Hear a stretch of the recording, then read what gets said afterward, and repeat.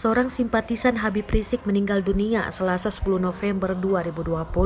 Simpatisan Habib Rizik itu meninggal dunia saat menunggu kedatangan Habib Rizik di Jalan Selipi, Petamburan, Palmera, Jakarta Barat.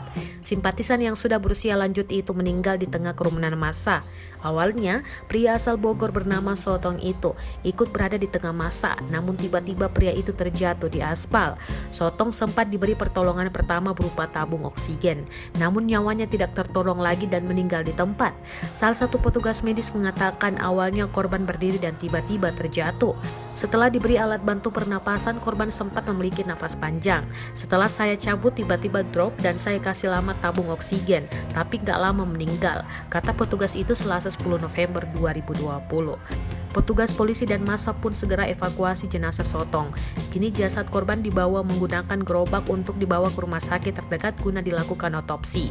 Aparat kepolisian sendiri belum bisa memberikan keterangan lebih lanjut soal kematian simpatisan FPI itu.